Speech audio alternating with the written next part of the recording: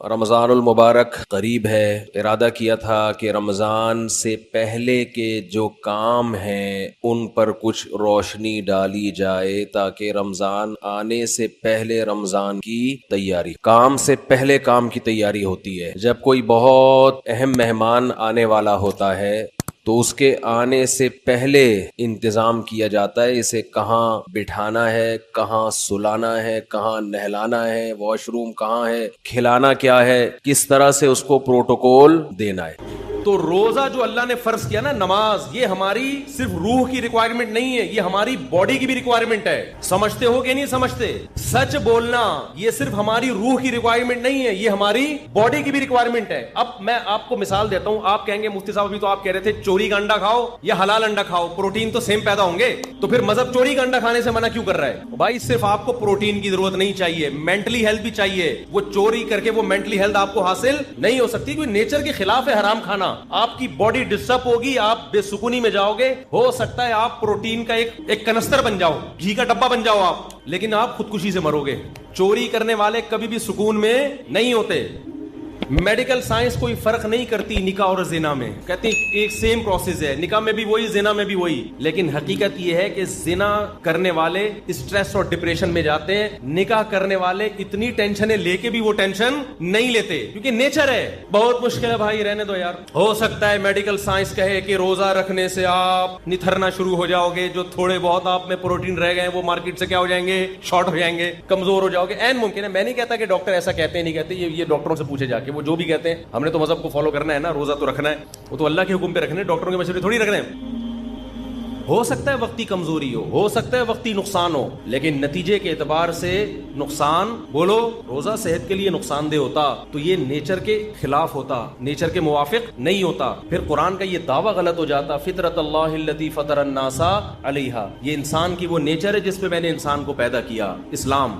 تو اسلام ایسی بات کا آرڈر نہیں دے سکتا جو انسانیت کے لیے فائدہ کے بجائے کیا ہو، نقصان ہو. تو یہ جو پھوڑنا پھاڑنا ہے نا، اتنا پھوڑ رہے ہو، یہ آپ کی صحت کے لیے نقصان دہ ہے. رسول اللہ صلی اللہ علیہ وسلم نے فرمایا بدترین برتن اللہ کی نظر میں، بدترین برتن جو بھرا ہوا ہو وہ انسان کا معدہ ہے. سمجھ میں نہیں آ رہی بات؟ اللہ کو کوئی ٹرے چاولوں سے بھری ہوئی ہو نا، فل بھری ہوئی، اللہ کو بری نہیں لگے گی. وہ کوئی دیگ اتنی بھری ہوئی ہو، اوپر تک ڈھکن ہی نہ بند ہو رہا ہو، اللہ کو بری. کوئی شاپر بریانی سے بھرا ہوا ہو، اللہ کو برا نہیں لگے گا. تون کسی کی دیگ کی طرح بھری ہوئی ہو، اللہ کو یہ عمل بہت، اب بولا نہیں جا رہا تھا. ابھی شادیوں کی بات کرتا فوراً چار چار پہ انگلیاں اٹھا لیتے، یوں کر. نہیں آ رہی نا بات؟ سب سے زیادہ جو برتن جو انسان کا پیٹ اور معدہ ہے نا، اللہ کو یہ بھرا ہوا برا لگ، بالکل بھی اچھا نہیں لگا. تو زیادہ کھانا، پھوڑنا، پیٹ بھر کے کھانا، اس سے پتہ چلتا ہے یہ صحت کے لیے مفید نہیں ہے. ہوتا تو اللہ حکم دیتے جب بھی کھاؤ اتنا کھاؤ کہ تمہیں اسٹریچر پہ لوگ اٹھا کے گھر لے گئے. ایک بدعتی مولانا صاحب تھے، ان کا جب انتقال ہو گیا نا تو کسی گھر میں تیجے کی دعوت، تیجا 40واں ہوتا ہے نا، مردوں کے کھانے، پتہ نہیں کیسے حلق میں کیسے اترتے ہیں مردوں کے کھانے. لوگوں میت کے کھانے عجیب سے ہی ہوتے ہیں یار، کھاتے کیسے ہیں. تو تیجے کا کھانا تھا کسی کے ہاں، تو بچوں کی ماں نے بولا کہ بیٹا آج تم بریانی کھانے جا رہے ہو، کل شریف کی بریانی ہے، سویم کی بریانی ہے، دیکھو اپنے باپ کی روح کو تکلیف نہ پہنچانا، ایسے کھانا جیسے تمہارا باپ کھایا کرتا، تمیز سے کھانا، پھوڑ پھاڑ کے آنا، تاکہ تمہارے باپ کی روح کو قبر میں کیا ملے، سکون ملے. بچے گئے، کھانا شروع کیا، بہت کھایا، کھائے جا رہے ہیں. ماں کی نصیحت یاد آ رہی ہے، کوئی کھانچا خالی نہیں ہونا چاہیے. اتنا کھا لیا کہ اب چلا نہیں جا رہا. مدت ذلہ العالیہ، جو سامنے آیا کھا لیا. دامت برکاتہم العالیہ، جو ملا کھا لیا. کھا کے جب یہاں تک اب چلا ہی نہیں جا رہا تو ان کا خیال ہوا اب دو بندے نا ان کو سہارے پہ لے کر آ رہے ہیں، پاؤں کھسٹ رہے ہیں زمین. ان کا خیال ہوا ماں کی طرف سے آج شاباش ملے گی. جب گھر میں گئے ماں نے ایک تھپڑ لگایا، بغیر تو تمہارا باپ اسٹریچر پہ لوگ اس کو اٹھا کے لاتے تھے اور تم چل کے آ رہے ہو، تم نے باپ کی روح کو تکلیف پہنچائی. یہ تو ایک چٹکلا ہے، لیکن آپ شادیوں میں کھانے کا حساب کتاب دیکھو، بہت افسوس ہوتا ہے. میں آپ لوگ کے علاوہ کی بات کر رہا ہوں، آپ کو تانے نہیں دے رہا. خدا کے بندو اپنی پلیٹوں میں اتنا بھرا کرو جتنا تمہارا پیٹ ہے. اتنا بھر لیتے ہیں بعض لوگ ہوس میں کہ کہیں اگلی ٹرپ میں ختم نہ ہو جائے. عزت کے ساتھ دو نوالے کھا لینا جس میں آپ کو لیگ پیس نہ ملے، یہ ان بھری ہوئی پلیٹوں سے جس میں کوئی کیمرہ لگا کے دیکھ رہا ہو تو آپ کی عزت جائے. خدا کی قسم یہ دو نوالے بہتر ہیں اس سے. تو اللہ تعالیٰ کیا چاہتے ہیں؟ مسلمان طبیعت سے پھوڑا کریں یا تھوڑا کھایا کریں؟ تو ہماری جو نیچر ہے نا، جو قدیم مذہب ہے، قدیم مذہب اسلام ہے، روزے ہیں، اس میں کم کھانا ہے، زیادہ کھانا نہیں ہے. انسان جب دنیا میں آیا کم کھاتا تھا، بعد میں پھوڑنا پھاڑنا شروع کیا اس نے. اللہ ڈاکٹروں کو بھی ہدایت دے، ہم سے تو اچھے ہی ہوں گے. میں میڈیکل سائنس میں ٹانگ نہیں اڑاتا، ڈاکٹروں کی فیلڈ ہے. جب کو غریب آدمی جائے گا یہ بھی کھا لو، وہ بھی کھا لو، یہ بھی کھا لو، یہ صبح یہ کھایا کرو. ہم جب اسکول میں پڑھتے تھے تو سائنس کا ٹاپک جب آیا نا تو اس میں ناشتے میں کیا ہونا چاہیے، یہ اتنے مکھن، اتنے ڈبل روٹی، اتنے فلانا، اس پہ ڈبل روٹی بھی ہوتی تھی اس میں. اب تو شاید ڈبل روٹیاں نکال دی ہیں ڈاکٹروں نے. پھر دوپہر یہ ہونا چاہیے، پھر شام کو یہ ہونا چاہیے. ہم نے کہا بھائی یہ کیا کر رہے ہیں، یہ کیا کھلا رہے ہیں ہم کو؟ لیکن ہم سمجھتے تھے کہ یہ ضروری ہے صحت کے لیے. ہمیں قرآن میں، حدیث میں 2 ٹائم کے کھانے کا تذکرہ ملتا ہے. ناشتے کا لفظ عربی زبان میں، قدیم عربی میں نہیں ہے، یہ بعد میں آیا ہے. یہ گوروں کے، انگریزوں کے دنیا پہ جب حکومت ہوئی ہے نا، اس کے بعد ناشتہ بھی آیا، چائے بھی آئی، بسکٹ بھی آئے، ڈبل روٹیاں بھی آئی. یہ مسلمانوں کا کلچر نہیں ہے. ہمارا کلچر نمکین لسی تھا، کولڈ ڈرنک نہیں تھا. ہمارا کلچر روٹی تھی، اور وہ بھی بغیر چھنے آٹے کی روٹی، چکی کے آٹے کی روٹی. باپ دادا سے پوچھ لو اپنے، ڈبل روٹیاں ہمارا کلچر نہیں تھا. یہ گوروں کے آنے کے بعد کیونکہ ہم تو اسلام کو فالو کرتے تھے نا. ہمارے باپ دادے، ہمارے حضرت فرمایا کرتے تھے، ہم ناشتہ جانتے نہیں تھے ہوتا کیا ہے. ہمیں تو بعد میں جب انگریز آیا ہے نا، ہمارے باپ دادے بتایا کرتے تھے. وہ اس وقت بھی ہمارے حضرت کے دور تک ناشتہ کا رواج نہیں تھا. اب صبح اٹھ کے کہتے ہیں کھانا بہت ضروری ہے، خالی پیٹ نہیں رہنا چاہیے. کچھ بھی نہیں ہوتا میرے بھائی خالی پیٹ سے. بھوک سے لوگ نہیں مرتے، بہت کم ریشو ہے بھوک سے مرنے والوں کا. جتنے لوگ مر رہے ہیں نا، کھا کے مرے ہیں، سارے کھا کے مرے ہیں. شوگر بھوکا رہنے سے ہوتی ہے، کھانا کھانے سے ہوتی ہے. اچھا، لوگ میرے بیان پہ جب اعتراض کرتے ہیں تو ان سے میں ایک بات کہتا ہوں، کائنڈلی کسی بھی چیز کی پوری تحقیق کر لیا کریں اور بندے کا مطلب سمجھا کریں. میں نے ایک دفعہ بیان میں کہا جو میٹھا بہت کھاتے ہیں شوگر ہوتی ہے، تو کسی نے کہا میٹھا کا شوگر سے کوئی تعلق نہیں ہے. مجھے پتا ہے میٹھے کا شوگر سے کوئی تعلق نہیں ہے، میٹھا کھانے سے شوگر نہیں ہوتی، لیکن میٹھا کھانے سے وزن بڑھتا ہے، اور وزن بڑھنے سے کیا ہوتی ہے؟ شوگر. تو اتنے بیوقوف ہم ہیں نہیں جتنے لوگ سمجھ رہے ہیں. ہمیں میٹھا کھانے سے وزن تو بڑھے گا نا، اور وزن تو ہر بیماری، کینسر وزن بڑھنے سے ہوتا ہے. تو اتنے بیوقوف ہم ہیں نہیں. تبصرہ کرنے سے پہلے تھوڑا سا سوچ لیا کرو. ویٹ بڑھنا ہے، ویٹ تو ویٹ کھانا کھانے سے بڑھتا ہے یا کھانا چھوڑنے سے بڑھتا ہے؟ کھانے سے بڑھتا ہے، کھانے سے بڑھتا ہے. اوپر جتنے جائیں گے نوالے اتنا ویٹ بڑھے. تو اس لیے میں جو اصل بات، یہ میرا آخری بیان ہے نا آج کرنے، پھر میرا سفر ہے، پھر میں رمضان میں آؤں گا، یعنی بیچ میں آؤں گا رمضان کی. سنو میری بات، آخری بات بالکل سچی مچی کی آخری. دیکھو یہ جو رمضان ہے نا، اللہ نے آپ کو موقع دیا ہے روحانی طاقت کے لیے بھی اور جسمانی طاقت کے لیے بھی. اس رمضان میں روحانی کام بھی کرو، گناہ چھوڑو. کیا کرنا ہے؟ تمام کبیرہ گناہوں کی لسٹ بنا لو. یہ کرتا ہوں. فحش فلمیں آج کل بہت نوجوانوں میں رائج ہو گئی ہیں، اس کو گناہ سمجھنا چھوڑ دیا ہے. یہ گناہ، ماں باپ کے ساتھ بد کلامی، بہنوں کی وراثت نہیں دے رہا، جھوٹ بولنا، سارے گناہوں کی. ہمارے استاذ کہا کرتے تھے گناہوں کو نا ڈائری میں لکھو، لسٹ بناؤ کہ میری زندگی کا عزم ہے کہ ان گناہوں کو میں نے اپنی زندگی سے نکالنا. اس کے لیے پلاننگ کرو. تو رمضان سے بہترین پلاننگ کا ٹائم آپ کے پاس کوئی بھی نہیں ہے. سمجھتے ہو؟ تمام گناہوں کو اپنی زندگی سے نکالنا ہے. عزم کرو اس رمضان میں 5 ٹائم تکبیر اولیٰ کے ساتھ ہم نے نماز پڑھنی ہے. یہ عزم کرو. عزم کرو رمضان میں 20 رکعت تراویح پڑھنی ہے. دیکھو اسلاف کے دور میں 20 رکعت تراویح تھی. 8 رکعت تراویح ہمیں کسی صحابی تابعی سے نہیں ملتا. کوئی اگر حضرت عمر نے جو 8 رکعت والی روایت صحیح ہوتی نا، حضرت عمر سے 8 رکعت بھی منقول ہے، وہ روایت صحیح نہیں ہے.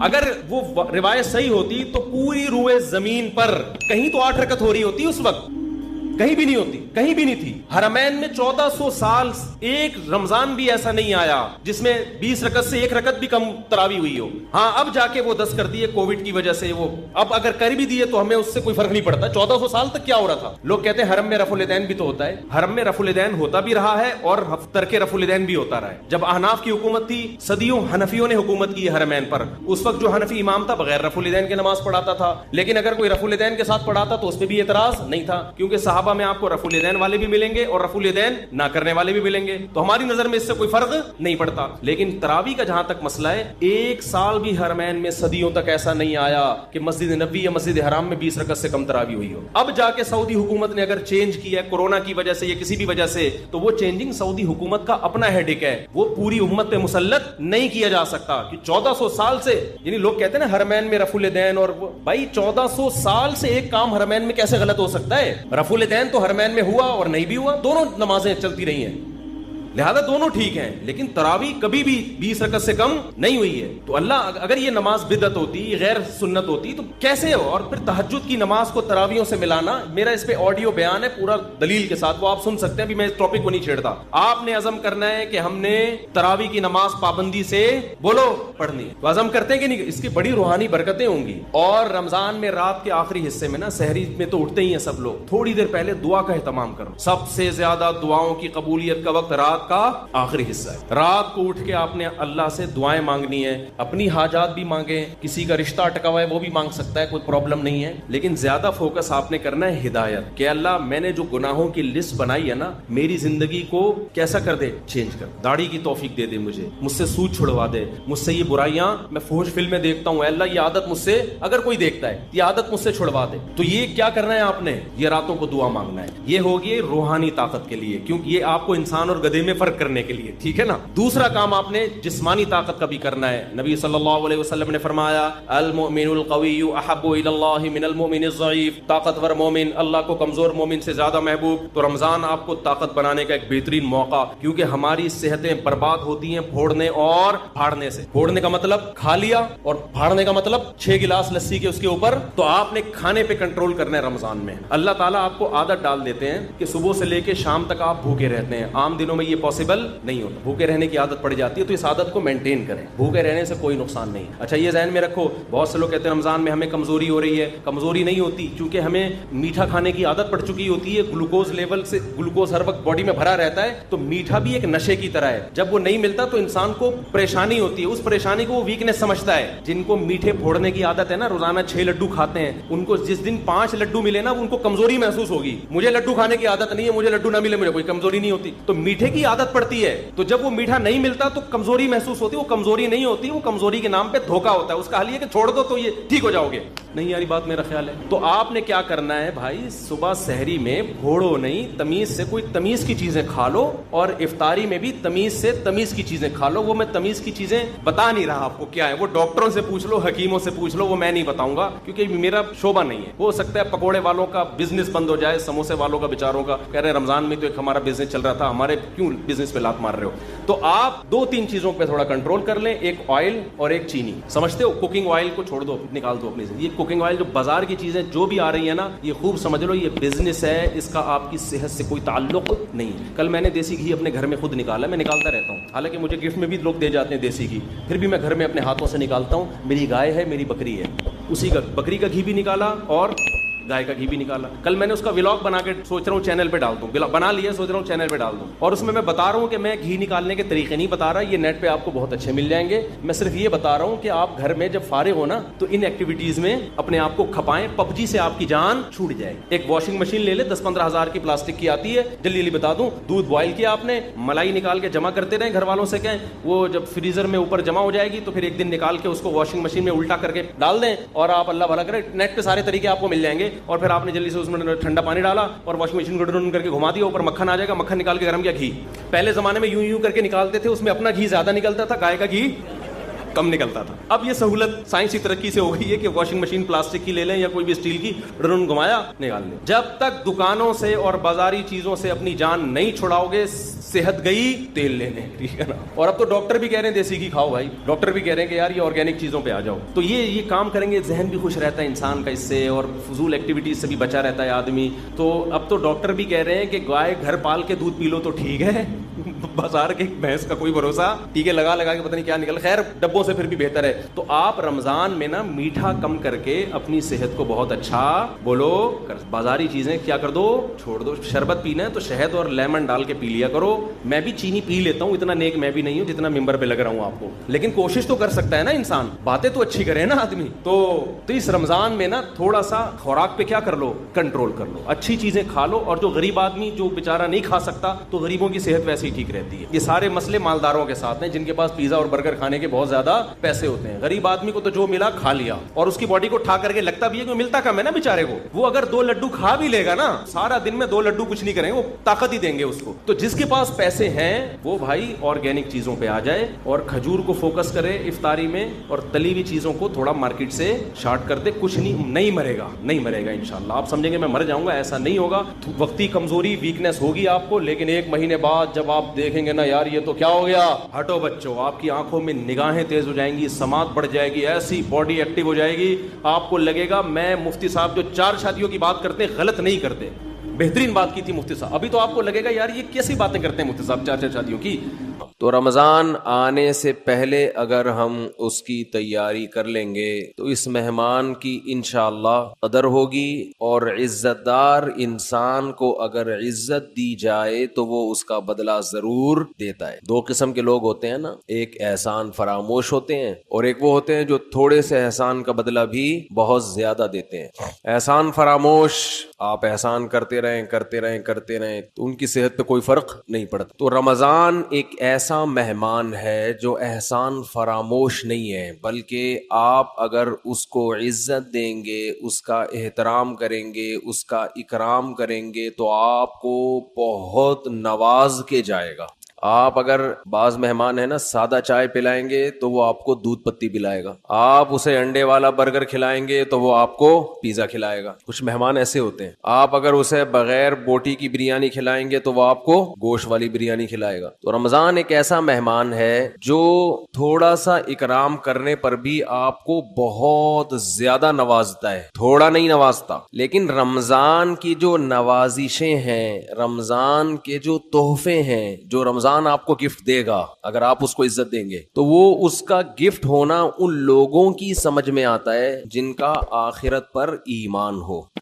جو آخرت کو نہیں مانتے, دنیا کو مسافر خانہ نہیں سمجھتے, انہیں رمضان جو کچھ دے کر جاتا ہے, جو گفٹ دے کر جاتا ہے, اس گفٹ کی ان کی نظر میں قدر نہیں ہوتی. سمجھ میں آ رہی ہے بات؟ مثال سے سمجھاتا ہوں. چھوٹے بچے جب پیدا ہوتے ہیں اور فیملی پلاننگ والوں کے غم میں اضافہ ہوتا ہے تو اکثر رشتہ دار بچوں کو لفافوں میں پیسے دے رہے ہوتے, کچھ کھلونے دے دیتے ہیں, جھنجھنا پکڑا دیا تو بچے کو جھنجھنا اچھا لگتا ہے. لیکن اگر کسی رشتہ دار نے 5,000 کا نوٹ بچے کو پکڑا دیا, وہ بچے کو وہ سمجھ میں نہیں آتا, حالانکہ وہ جھنجھنے سے زیادہ مہنگا ہے اور اس میں ہزاروں جھنجھنے آ سکتے ہیں. لیکن بچہ اپنی حماقت اور بے وقوفی کی بنیاد پر 1-2 روپے والی ٹافی کو تو قدر کی نظر سے دیکھتا ہے, وہ 5-5 ہزار کے نوٹوں کو قدر کی نظر سے, وہی بات جواب آنا چاہیے نا, وہ 5-5 ہزار کے نوٹوں کو قدر کی نظر سے نہیں دیکھتا.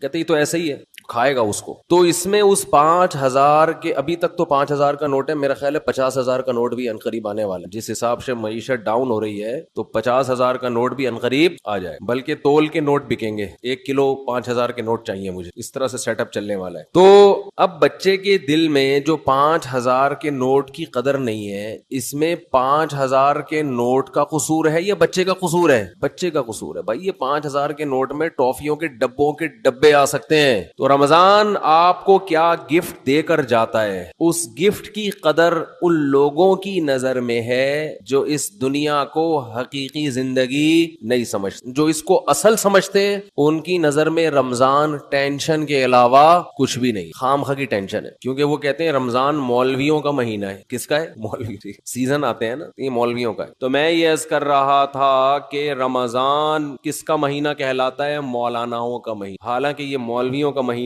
نہیں ہے, یہ مسلمانوں کا مہینہ, ان لوگوں کا مہینہ ہے جو آخرت پر ایمان رکھتے ہیں. اور جن کا آخرت پر ایمان نہیں ہے ان کے لیے رمضان A to Z tension he tension. وہ نہ کھلے عام صحیح طرح سے کھا سکتے ہیں, تھوڑی تھی بغیرتی کے تانے پڑتے ہیں. 10 آدمی اگر خاموشی سے گزر جائیں گے تو 11واں بولتا ہوا جائے گا کہ شرم نہیں آتی تمہیں, کیا کر رہے ہو, اور بولنا چاہیے. تو میں یہ عرض کر رہا تھا کہ یہ جو رمضان ہے نا, اگر آپ اس کا اکرام کریں گے تو یہ آپ کو بہترین گفٹ دے گا. اب میں بتاتا ہوں وہ گفٹ کیا دے گا آپ کو. وہ گفٹ دے گا اللہ کی محبت. آپ کے دل میں اللہ کی محبت کی چنگاری پیدا کر دے گا. یہ دیکھو, انسان کو جو موٹیویشن ملتی ہے نا کسی بھی عمل کی, وہ یا تو کسی لالچ کی وجہ سے ملتی ہے یا کسی خوف کی وجہ سے. سمجھتے ہیں آپ صبح اٹھ کے آفس جاتے ہیں, مشکل کام ہے, دل تو نہیں چاہتا انسان کا اٹھے جائے, دل چاہتا ہے پڑا رہے, لیکن آپ جاتے ہیں. یہاں خوف بھی ہے اور لالچ, محبت, پیسے کی محبت. لالچ کو ہم محبت سے تعبیر کرتے ہیں, ذرا مہذب لفظ ہے.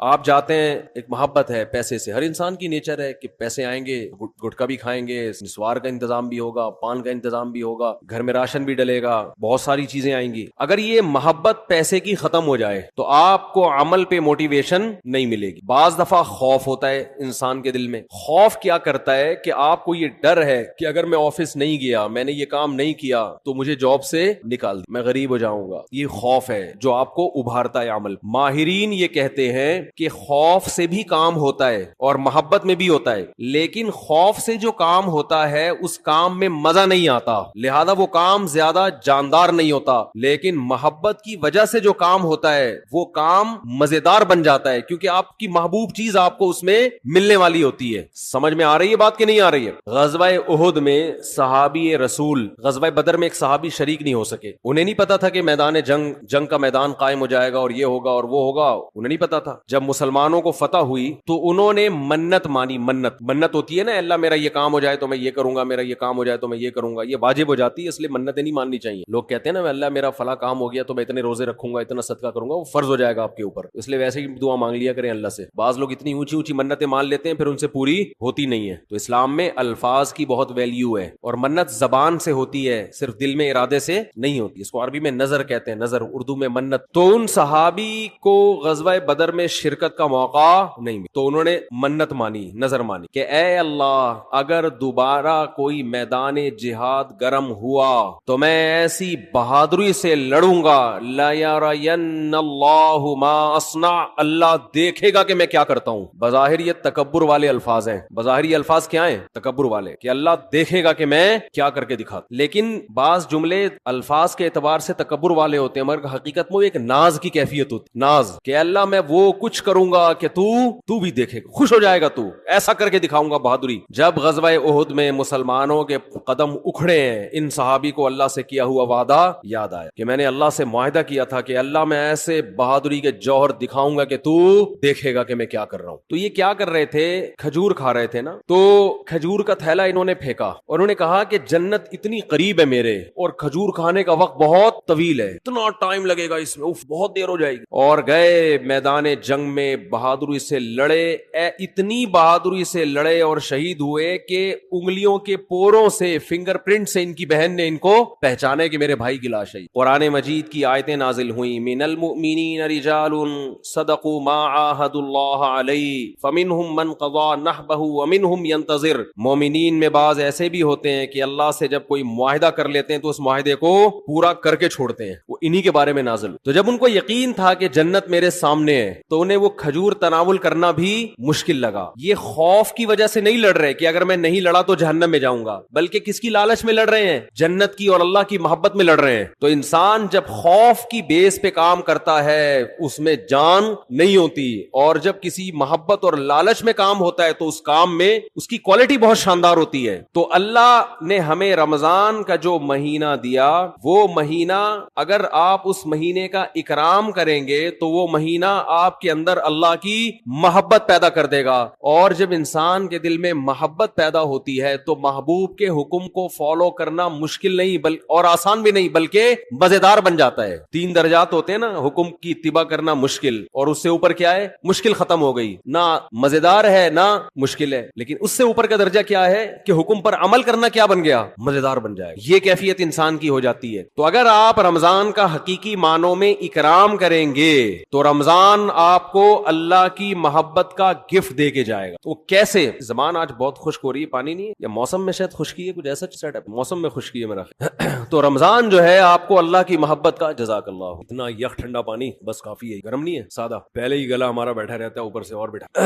تو اللہ کی محبت کا گفٹ دے کے کیسے؟ انسان کی یہ نیچر ہے, یہ فطرت ہے کہ وہ جس کے لیے قربانی دیتا ہے نا, جس کے لیے, تبلیغ والے کہتے ہیں نا, جس چیز پہ جان, مال اور وقت خرچ ہوتا ہے انسان کے دل میں اس کی ویلیو پیدا ہو جائے. ایک غریب آدمی جو رکشہ چلاتا ہو, سارا دن پسینہ بہاتا ہو, اس کو جو دہاڑی یا جو اجرت ملتی ہے اس اجرت کو وہ بڑی احتیاط سے خرچ کرتا. اور ایک آدمی وہ ہے جس کے ابا کا انتقال ہوا اور 6 رکشے اس کو وراثت میں مل گئے. ایسا بھی ہوتا ہے نا, وہ ان رکشوں کی ایسی کی تیسی, باپ کا مال سمجھ کے لوگ کہتے ہیں نا اڑا رہا ہے, خود تو محنت کی نہیں ہے, ابا سے وراثت میں ملا ہے, اڑا دیتا ہے انسان. تو ہمیں جو ایمان کی نعمت ملی ہے یہ وراثت میں ملی ہے, اس میں ہمارا خون پسینہ, بولو نا کیا ہو گیا, نہیں بہا. ابا چونکہ مسلمان تھے, اماں مسلمان تھیں, اس وجہ سے ہم بھی کیا ہو گئے, تو ایک پسینہ نہیں بہا ہمارا, خون کا ایک قطرہ نہیں بہا, تو فری پھوکٹ میں ہمیں کیا مل گیا؟ حضرت بلال کو اسلام فری میں نہیں ملا. وہ جب مسلمان ہوئے, گرم ریتوں پہ لٹایا گیا, ان سینے پہ بھاری بھرکم پتھر رکھے گئے. کیا اللہ نے لوگ کیسے خاندانی بنائے, وہ نظریات کو فالو کرتے ہیں, وہ کلچر کو فالو نہیں کرتے. حضرت بلال کو کیا مل رہا تھا اس میں؟ اچھی والی زندگی گزر رہی تھی, غلام تھے وہ تو, حبشی لوگ غلام ہی ہوا کرتے تھے عربوں کے, کھانا پینا مل رہا تھا, ایک ٹینشن. تو بڑے بڑے پتھر سینے پہ رکھے جا رہے ہیں, گرم ریت پہ لٹایا جا رہا ہے, مگر نعرہ لگا رہے ہیں احد احد, خدا کیا ہے؟ ایک ہے, میں نہیں مانوں. کیسے ویژنری, کیسے نظریاتی. خباب ابن ارت رضی اللہ تعالی عنہ رسول اللہ صلی اللہ علیہ وسلم کے پاس آئے مکہ میں, وہو متوسد له متوسد ببرد له او کما قال, کہ آپ صلی اللہ علیہ وسلم کی چادر تھی, اس سے آپ صلی اللہ علیہ وسلم کوہنی پہ سر رکھ کے لیٹے ہوئے. لوگ کہتے ہیں مسجد میں سونا منع ہے, ایسی ہمارے علم میں کوئی حدیث نہیں ہے. مسجد میں سونا جائز ہے, البتہ مسجد کو سرائے بنا لینا سونے کی جگہ, سارا محلے کو جہاں جگہ نہیں مل رہی تو کہاں کے سو رہا ہے مسجد میں, یہ غلط. نماز کے لیے آئے مسجد میں آپ, اور اگر کوئی آیا نماز کے لیے سستانے کے لیے ذرا لیٹ بھی جائے تو اللہ کی طرف سے کوئی پابندی نہیں, آئے نماز کے لیے. ہاں یہ نہ ہو کہ سرائے بنا لیا جائے, مسجد کو ہوٹل بنا لیا جائے کہ جس کو جگہ نہیں مل رہی, گھر میں بیوی سے پڑا ہوا ہے, سارے محلے والے یہاں آ جائے. لیکن بذات خود جائز ہے مسجد میں سونا, اور اگر اکا دکا کبھی کوئی مسجد میں آ بھی جائے صرف سونے کے لیے تو بھی کوئی ناجائز نہیں ہے. ناجائز اس وقت ہوگا جب اس کو عام معمول لوگ بنا لے. حضرت علی رضی اللہ تعالی عنہ کی کچھ ناراضی ہوئی حضرت فاطمہ سے, میاں بیوی میں ہوتی ہے, تو آپ صلی اللہ علیہ وسلم جب گھر گئے حضرت فاطمہ سے ملے, پتہ چلا بھائی کچھ ناراضی ہوئی ہے, اور حضرت علی مسجد چلے گئے. تو وہاں حضرت علی مٹی میں لیٹے ہوئے تھے, آرام کر رہے تھے. اسی پہ آپ صلی اللہ علیہ وسلم نے فرمایا یا ابا تراب, اے مٹی والے. تو اسی کے بعد حضرت علی اپنی کنیت کیا کہتے تھے؟ ابو تراب. تو اس سے پتہ چلتا ہے کہ اگر کوئی مسجد میں آگے لیٹ جائے تو اللہ کی طرف سے کوئی پابندی نہیں ہے. لیکن یہ ضرور ہے کہ لوگ اس کو سنا ہو کہ سارے محلے والے لیٹے ہوئے, یا لیٹنے کی جگہ ہی بنا لی. کبھی کبھار ہو جاتا ہے انسان. مسجد والے بعض دفعہ بہت سختی کرتے ہیں. اب سفر میں جب ہم چلتے ہیں, نمازیں پڑھتے ہیں سفر کے دوران, بعض دفعہ انسان 2 رکعت پڑھی ظہر کی, تھوڑا سستانے کے لیے لیٹ گیا تو کوئی ڈنڈا لے کے کھڑا ہوا ہوتا ہے, پھر گالیاں بھی دے رہے ہوتے. وہی واقعہ پھر یاد آتا ہے مجھے, ایک آدمی کی بھینس مسجد میں آ گئی تو مولوی صاحب پکڑ کے ڈنڈے سے مارنے لگے. تو دیہاتی جس کی بھینس تھی وہ بھاگتا ہوا آیا, کہہ رہا مولوی صاحب بے زبان جانور ہے, اس کو مار رہے ہو, کبھی مجھے دیکھا آپ نے مسجد؟ تو بے عقل بے زبان ہے, غلطی سے مسجد میں آ گیا, اس کو کیوں مار رہے؟ میں آؤں عقل مند ہوں, مجھے مارو تو سمجھ میں بھی آتا ہے, اس بیچارے کو کیوں مارو, اس کا کیا قصور؟ تو ایسا مسجدوں کا ماحول بنا لیا کہ کوئی آئے نہیں مسجد میں, تو اتنی سختی نہ کریں. تو کہاں سے کہاں بات چلی جاتی ہے یار. تو آج ویسے بھی کھوپڑی سیٹ نہیں ہے میری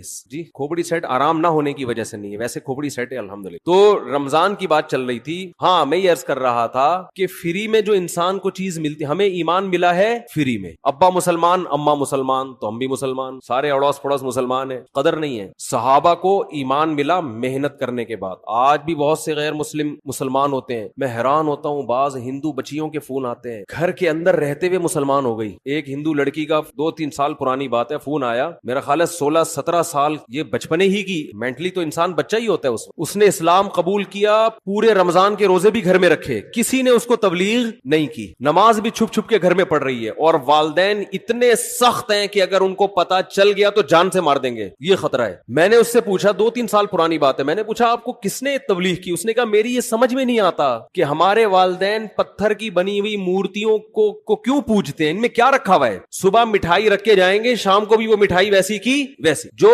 بھگوان مٹھائی نہ کھا سکے وہ ہماری حاجت روائی مشکل کشائی کہاں سے کرے گا؟ اتنے بڑے بڑے عقل مندوں کو یہ بات سمجھ میں نہیں آ رہی. ایک 15-16 سال کی بچی کو یہ بات سمجھ میں آ گئی, اس کی کھوپڑی میں آ گئی یہ بات. کہہ رہی پھر میں نے ویڈیوز دیکھی یوٹیوب پہ علماء کی, اور وہ پھر اللہ نے اس کو ہدایت دی, تو وہ وہیں اس نے کلمہ پڑھا, وہیں مسلمان ہوئی, کسی کو نہیں بتایا کیونکہ مار دیں گے اس کو. چھپ کے نمازیں پڑھ رہی, ایسے بہت ہیں, ایک نہیں ہے. تو یہ وہ لوگ ہیں جن کی اسلام پر کچھ خرچ ہوا ہے, محنت ہوئی ہے. ہمیں اسلام ملا ہے فری میں, قربانی نہیں ہے. تو اللہ رمضان کے ذریعے, حج کے ذریعے, قربانی کے ذریعے, مختلف عبادتوں کے ذریعے ہم سے قربانی دلواتے ہیں کہ کچھ کرنا پڑے گا. سورہ عنکبوت میں اللہ نے کیا فرمایا کہ تم یہ سمجھتے ہو کہ تم جنت میں داخل ہو جاؤ گے, وَهُمْ لَا يُفْتَنُونَ, تمہیں آزمایا نہیں جائے گا, ایسا نہیں ہو سکتا, اللہ آزمائے گا. تو آزمانے کے طریقے نماز بھی ہیں, آزمانے کے طریقوں میں زکوٰۃ, صدقات و خیرات بھی ہے, آزمانوں کے طریقے میں ایک طریقہ کیا ہے؟ رمضان بھی ہے. تو یہ وہ مہینہ ہے جس کا آپ اگر اکرام کریں گے تو یہ آپ کے دل میں جانے سے پہلے پہلے اللہ کی محبت کی چنگاری بھڑکا کر چلا جائے. اور جب اللہ کی محبت کی چنگاری بھڑکے گی دل کے اندر تو آپ کے لیے عمل کرنا مشکل نہیں, آسان نہیں, بلکہ مزیدار ہو جائے گا. کیونکہ محبوب کی خاطر قربانی دینے میں انسان کو مزہ آتا ہے, بشرطے کہ اس کو پتا ہو کہ میرا محبوب مجھے دیکھ رہا ہے, اس کو یہ پتا ہو. کیسی مسلمانوں کی ترتیب دائیں بائیں ہو جاتی, سب پوری دنیا میں ایک ہلچل مچ جاتی ہے. تو رمضان کا اکرام کیسے کرنا ہے, اس میں 2-4 چیزیں میں آپ کو بتا کے بس بیان کو آج میں ختم کرتا ہوں. سب سے سے پہلا تو ہے فرض روزے. یہ تو رمضان تو رکن ہے نا, رمضان کے روزے. ابھی سے نیت کریں کہ رمضان کا ایک روزہ بھی قضا نہیں کر, کچھ بھی ہو